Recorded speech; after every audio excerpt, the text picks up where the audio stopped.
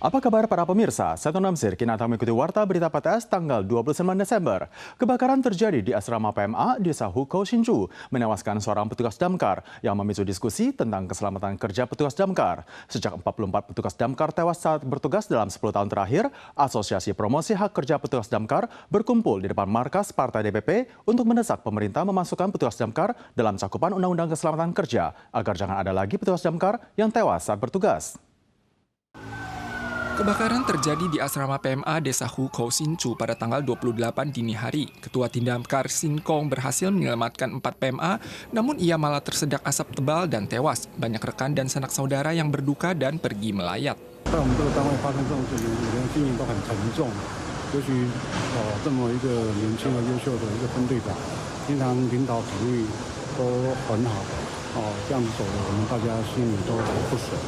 Insiden ini sekali lagi menarik perhatian pihak luar terhadap masalah hak dan keselamatan kerja petugas damkar. Pagi ini Asosiasi Promosi Hak Kerja Petugas Damkar berkumpul di depan markas Partai DPP menyerukan agar pemerintah memerhatikan dan meningkatkan mekanisme keselamatan kerja petugas damkar, merealisasikan komitmen keselamatan umum dan memasukkannya ke dalam UU Keselamatan Kerja.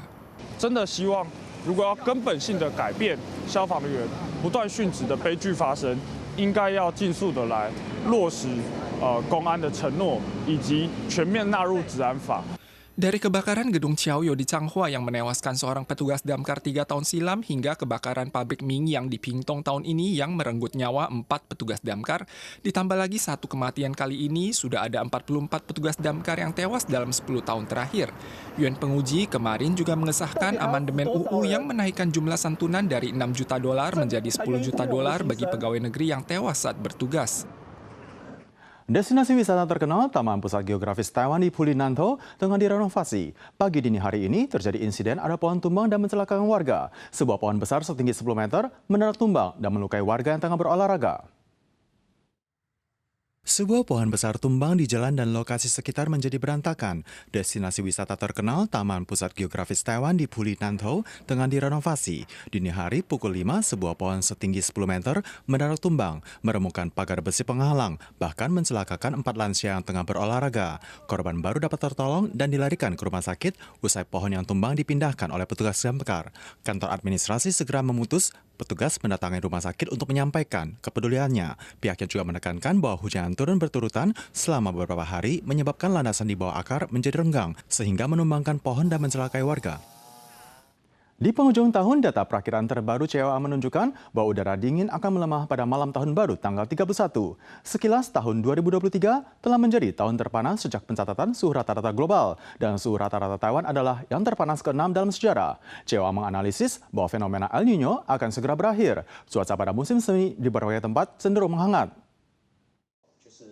Suhu rata-rata global 2023 mencatat rekor tertinggi, namun suhu rata-rata di Taiwan tahun 2023 adalah 24,26 derajat Celcius, terpanas ke-6 dalam sejarah. Sekilas dari Januari hingga Desember, hanya suhu rata-rata di bulan Mei lebih rendah dari angka median. Dalam hal curah hujan, mencatat rekor curah hujan terminim kedua sejak 1951. Curah hujan tidak merata, sebagian besar berasal dari musim hujan plum dan curah hujan yang terbawa oleh taifun. 从11月份以后，降雨是有明显偏少的情形。下半年开始，整个都是持续偏暖的情况。我们预估整个圣婴线事件仍然是会持续影响一直到春季以后才会逐渐的减弱。 CWA memperkirakan iklim saat ini masih dipengaruhi oleh fenomena El Nino yang diperkirakan akan melemah mulai musim semi mendatang. Kemudian suhu akan semakin hangat dan curah hujan akan semakin deras hingga memasuki malam tahun baru.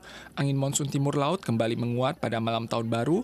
Cuaca di seluruh wilayah utara dan timur laut beralih sejuk hingga tanggal 2 Januari. 北部可能在元旦的时候，或者是2号清晨还是比较偏冷。中南部的话，在2号清晨相对还是比较偏冷偏凉一些些。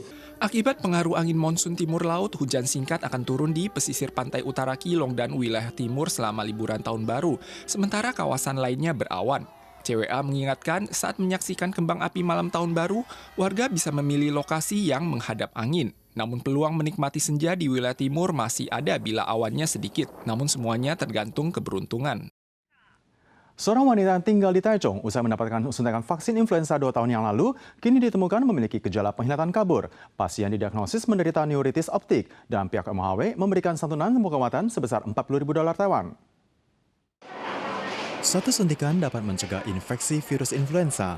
Namun seorang wanita berusia 30 tahun di Taichung mengalami gejala kejang di sisi kanan wajahnya dan penglihatan kabur setelah menerima vaksin influenza tahun 2021. Ia pergi ke dokter dan didiagnosis menderita neuritis optik. Walau kedua gejala ini sulit dikaitkan satu sama lainnya, tim peninjau bantuan korban vaksinasi dari Kementerian Kesehatan dan Kesejahteraan tetap menganggukkan kepala dan menyetujui dana bantuan sebesar $40.000 Taiwan. CDC menekankan penglihatan sebagian besar pasien bergejala neuritis optik akan pulih secara bertahap setelah pengobatan dengan steroid sistematik. Oleh sebab itu, kelompok beresiko tinggi tetap diimbau menerima vaksinasi influenza sesegera mungkin. Pengungsi Rohingya di Asia Tenggara melarikan diri dari Myanmar ke Bangladesh. Beberapa dari mereka naik perahu ke Provinsi Aceh di Indonesia. Lonjakan jumlah pengungsi dalam 2 bulan terakhir menyebabkan ketidakpuasan di kalangan masyarakat setempat. Sejumlah mahasiswa bergegas ke penampungan dan mendesak pemerintah untuk mengusir para pengungsi tersebut. Tanggal 27, sejumlah mahasiswa berseragam hijau Provinsi Banda Aceh bergegas ke ruang bawah tanah pusat konferensi yang menampung pengungsi Rohingya untuk mengusir mereka. Wanita dan anak-anak yang duduk menangis saking ketakutnya. Menurut statistik Badan Pengungsi PBB, lebih dari 1.500 pengungsi Rohingya telah tiba di Aceh dengan kapal dari Bangladesh sejak bulan November. Jumlah ini mencapai angka tertinggi dalam 8 tahun terakhir. Namun jumlah orang yang mencari suaka telah melonjak dan menggerogoti sumber daya yang terbatas jumlahnya sehingga menimbulkan beban setempat. Mereka tuh ngelakuin hal-hal yang nggak masuk akal kayak itu loh. Sering misalnya seperti kayak mogok makan, minta tempat yang layak. Seharusnya mereka karena tidak datang aja, mereka di sini nggak diundang kayak gitu. Tapi kayak ngerasa ini tuh negara mereka. Kayak kami merasa itu seperti kayak nggak patut sih. Pemimpin unjuk rasa mengancam akan melancarkan protes berskala besar jika pemerintah tidak mengusir para pengungsi. Atas tekanan mahasiswa ini, pihak terkait segera memindahkan warga Rohingya yang juga beragama Islam untuk ditampung di tempat lain. Pemerintah Indonesia menyalahkan tibanya pengungsi Rohingya pada penyelundupan manusia. Investigasi kasus terkait sedang diluncurkan saat ini. Pihak berwenang juga menekankan bahwa Indonesia tidak menandatangani konvensi pengungsi PBB sehingga tidak dapat dipaksa untuk menerima pengungsi dari Myanmar dan menyerukan negara-negara tetangga untuk berbagi tanggung jawab. Para pemirsa sekalian, sekian warga berita dari PTS. Berikutnya mari kita saksikan kontes kecantikan gajah di Nepal. Kita sual lagi di lain kesempatan. Sampai jumpa.